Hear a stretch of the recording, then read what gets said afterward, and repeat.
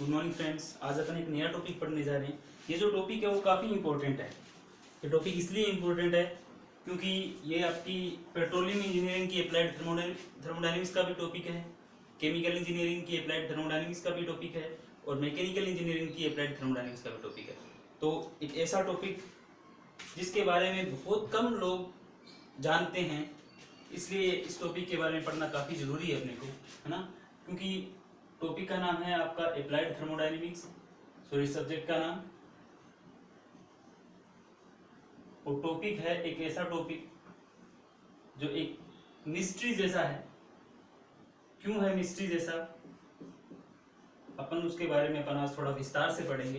क्योंकि जब भी एंट्रोपी का नाम आता है, इस टॉपिक का नाम है बच्चों एंट्रोपी, है ना। तो एंट्रोपी का जब भी नाम आता है सब लोग सोचते हैं कि एंट्रोपी है क्या। एक सिंपल सी डेफिनेशन दे देते हैं कि it is measurement of degree of randomness. Basically it is measurement of degree of randomness. लेकिन किसी के समझ में नहीं आता कि रैंडमनेस कैसी रैंडमनेस, है ना, कैसे मेजर करेंगे। बस इतने से ये क्लियरफाई नहीं होता ये टॉपिक, है ना। तो आज इस टॉपिक के बारे में अपन थोड़ा और पढ़ते हैं कि ये टॉपिक कहाँ से आया और क्यों इसके बारे में पढ़ना इतना ज़्यादा जरूरी है ना। तो चलो देखते हैं अपन। तो ये जो टॉपिक है एंट्रोपी, ये आपने थर्मोडायनेमिक्स का सेकंड लॉ पढ़ा होगा। थर्मोडायनेमिक्स के सेकंड लॉ के दो स्टेटमेंट थे, एक था आपका क्लोसियस स्टेटमेंट और एक था दूसरा कौन सा था, केल्विन प्लैंक स्टेटमेंट, है ना। तो दोनों स्टेटमेंट थे वो आपके क्या थे, न्यूटन सेकंड अपने सॉरी थर्मोडायनेमिक्स के सेकंड लॉ के दो स्टेटमेंट थे, है ना। तो इस सेकंड लॉ से ही आपका एंट्रोपी आया है। बोले सर ऐसे कैसे मान ले हम कि एंट्रोपी इसी सेकंड लॉ से आया है। तो मैं आपको बताता हूँ थोड़ा सा। जब आपने सेकंड लॉ के बाद कार्नोट इंजन पढ़ा था, कार्नोट साइकिल पढ़ा था, तो कार्नोट साइकिल की आपने एफिशिएंसी निकाली होगी 1 minus T lower upon T higher या T colder upon T hotter, ऐसे या ऐसे 1 minus Q C upon Q H, ऐसा कुछ आपने पढ़ा होगा। एफिशिएंसी, अगर एफिशिएंसी इसके बराबर है, इसका मतलब मैं ऐसा लिख सकता हूं, मैं आपको ये बताने जा रहा हूं कि ये टॉपिक आया कहां से, एंट्रोपी की बात आई कहां से, वो बताना ज्यादा जरूरी है। टीसी अपॉन टीएच, ठीक है। अब अगर क्यूएच को मैं इधर लेके आ जाऊं और टीसी को इधर लेके आ जाऊं, तो Q H upon T H equals to Q C upon T C. Sir ये मोड क्यों लगा रहे हो आप, आपके क्वेश्चन आ जाना चाहिए दिमाग में। ये इसलिए लगा रहा हूँ क्योंकि जब हॉटर बॉडी की बात करूंगा उसका जो क्यू की वैल्यू की हमेशा क्या होती है, पॉजिटिव होती है। लेकिन अगर मैं कोल्डर बॉडी की बात करूंगा, कोल्ड बॉडी की बात करूंगा, तो उसके लिए क्यूसी की वैल्यू क्या होती है, नेगेटिव होती है। तो इसके बाद देखा गया कि Q H upon T H, जैसा कि मैंने बताया कि ये जो कोल्ड बॉडी होती है उसके लिए इस क्यूसी की वैल्यू क्या होती है, नेगेटिव होती है। तो जैसे ही मैं इस Q H upon T H plus Q C upon T C देखता हूं इक्वल्स टू 0। ये क्या लिखा है मैंने, इसका मतलब Q H upon T H का रेशियो, जितने भी Q H upon T H होंगे या जितने भी क्यू अपॉन टी होंगे किसी भी रिवर्सिबल साइकिल में या किसी भी इरिवर्सिबल साइकिल में, उन सब के लिए इन सब का समीशन क्या होगा, 0 होगा। इसका मतलब ये क्यू अपॉन टी कुछ तो है, क्योंकि हॉट का देखा हॉट टेम्परेचर का डिवाइड कर दिया, कोल्ड का देखा कोल्ड टेम्परेचर का डिवाइड कर दिया, इसका मतलब ये कुछ ना कुछ तो है। तो ये देखा गया कि ये था डी क्यू अपॉन टी, अगर मैं सबका समीशन कर दूं इक्वल्स टू क्या होगा, 0।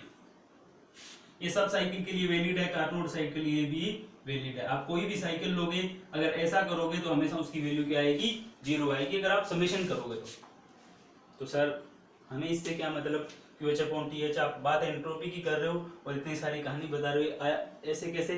तो ये जो डी क्यू बाई टी है, ये जो डी क्यू बाई टी है इसी को ही क्या बोला जाता है, D S T. Sir D S T क्यों, क्योंकि ये एस टी क्या शो करता है, ये जो एस टी है वो क्या करता है, क्या शो करता है, टोटल एंट्रोपी, टोटल एंट्रोपी। तो सर इस एस को क्या बोलते हैं बेटा जी, इस एस को बोला जाता है molar entropy. Sir molar entropy क्यों? क्योंकि जो मोलर एंट्रोपी होती है वो टोटल एंट्रोपी अपॉन क्या होती है, टोटल नंबर ऑफ मोल, कि उसके अंदर नंबर ऑफ मोल कितने।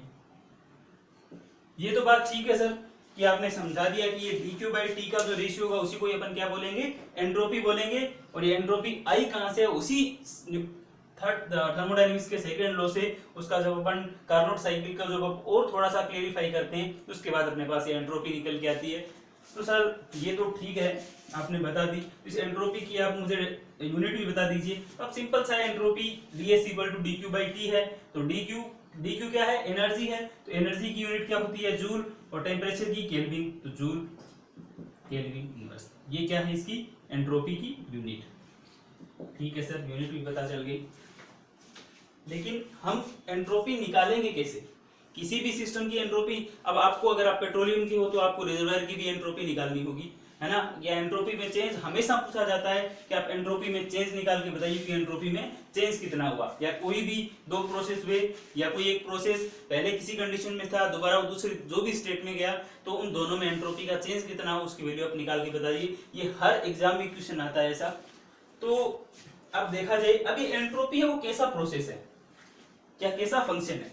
अगर फंक्शन की बात की जाए तो ये कैसा फंक्शन है, स्टेट फंक्शन है ना। ये स्टेट के ऊपर डिपेंड करता है। तो ये कौन सा कैसा फंक्शन है, स्टेट फंक्शन है। ठीक है सर, आप जल्दी से नोट डाउन कर लीजिए इसको, इसके बाद में आप नेक्स्ट पढ़ाता हूं।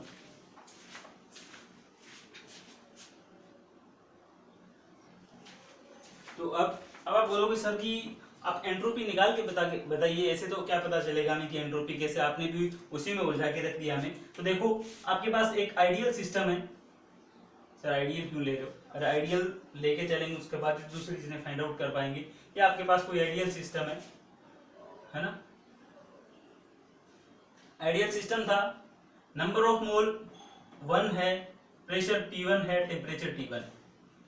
और ये आपके दूसरे पास कोई, क्योंकि ये पहली स्टेट थी, उसके बाद कोई दूसरी स्टेट में क्या जो भी प्रोसेस हुआ आइडियल दूसरे आइडियल सिस्टम में चला गया, तो वहां पे भी नंबर ऑफ मोल N1 है, और प्रेशर P2 है, और टेम्परेचर कितना है, T2। ठीक है सर, समझ में आ गया। अब हो सकता है ये जो प्रोसेस हुआ कैसा हुआ, रिवर्सिबल हो सकता है, और हो सकता है ये प्रोसेस कैसा हो, इरिवर्सिबल हो, क्योंकि प्रोसेस तो दोनों ही पॉसिबल है, रिवर्सिबल और रिवर्सिबल। तो देखें, अगर मैं रिवर्सिबल की बात करता हूं, ये हमेशा ध्यान रखना, क्योंकि अगर मैं dQ reversible plus dW reversible लूंगा, वो हमेशा dQ irreversible plus dW irreversible के बराबर होगा। सर ऐसा क्यों, क्योंकि dQ प्लस dW ये तो टोटल du के बराबर होता है, तो du के बराबर रहता है, तो इसका मतलब ये टोटल इंटरनल एनर्जी वो तो हमेशा इक्वल रहेगी, चाहे प्रोसेस आपका रिवर्सिबल हो चाहे आपको इरिवर्सिबल हो। ये बात आप अच्छे से समझ लेना, है ना, क्योंकि बहुत ज्यादा कंफ्यूजन रहते हैं रिवर्सिबल इरिवर्सिबल में। तो ये हमेशा क्या रहेगा, आपका इक्वल रहेगा। तो सर एक प्रोसेस आपने हमें पढ़ाया था पहले कि dQ इक्वल्स टू क्या होता है, du प्लस pdv होता है। सर आपने पढ़ाया था ऐसा, dQ equal to du plus pdv, बिल्कुल आपको पढ़ाया था मैंने, है ना, कि dQ इक्वल्स टू क्या होता है, du प्लस dv। तो सर आप हमें ऐसा कीजिए, उस एंट्रोपी की वैल्यू निकाल के बताइए जो आपने, तो देखते हैं एंट्रोपी की वैल्यू निकाल के देखते हैं। बिल्कुल, तो dQ इक्वल्स टू आपके पास आया। अब आपने एक पढ़ा होगा कि एंथैल्पी जो H होती है वो क्या होती है, U प्लस PV। और अगर आपको U की वैल्यू निकालनी हो तो U क्या होगा, H माइनस P। ये आपको पता होना चाहिए। H क्या डिनोट करता है यहाँ पे, enthalpy, U internal energy, P क्या है, प्रेशर, और V क्या है, वॉल्यूम। ठीक है, तो अगर मैं यहाँ पे U की वैल्यू पुट करना चाहूं तो U की वैल्यू क्या आएगी, H माइनस PV। ठीक है सर, प्लस PdV, ये भी ठीक है सर। क्या dQ की जगह आपको पता था, dQ की जगह, क्योंकि dQ बाई T क्या था, ds था, तो क्या मैं dQ की जगह TdS पुट कर सकता हूं, सर बिल्कुल कर सकते हो। ठीक है जी, dQ की जगह मैंने क्या पुट कर दिया, TdS। सर इसको भी आप ओपन कर लीजिए, ठीक है कर लेते हैं, dH माइनस TdV।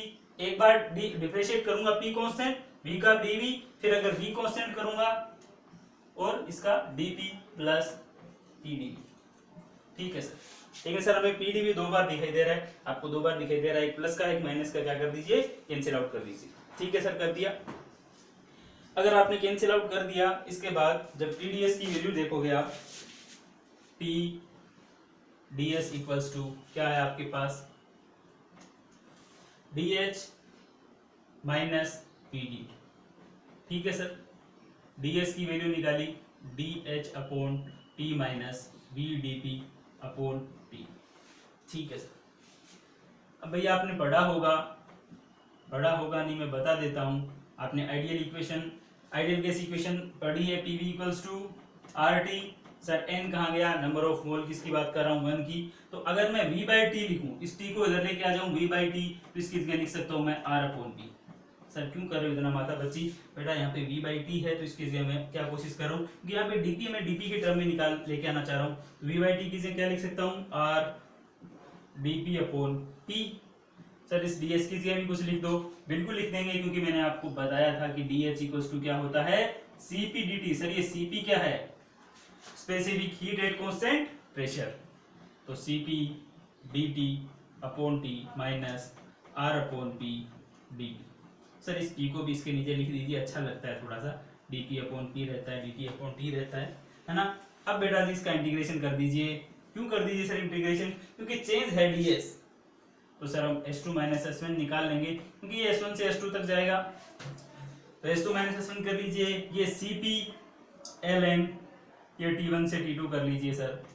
ठीक है, T2 अपॉन T1 कर लेंगे, minus R ln P2 upon P1 कर लीजिए। ठीक है सर, कर लेंगे। तो ये आपका एंट्रोपी है, ये एंट्रोपी। अब आप किसी भी सिस्टम की, मुझे पता नहीं है, अगर आपको दो कंडीशन दी हुई है तो आप एंट्रोपी का चेंज इजीली निकाल सकते हो। अगर आपको टेम्परेचर की वैल्यू पता हो, प्रेशर की वैल्यू पता हो, अगर कोई भी सिस्टम होगा तो आपको टेम्परेचर और प्रेशर की वैल्यू देगा, तो आप एंट्रोपी चेंज आराम से निकाल सकते हो। तो अब मुझे लग रहा है कि आपको समझ में आ गया होगा कि एंट्रोपी क्या है। Thank you.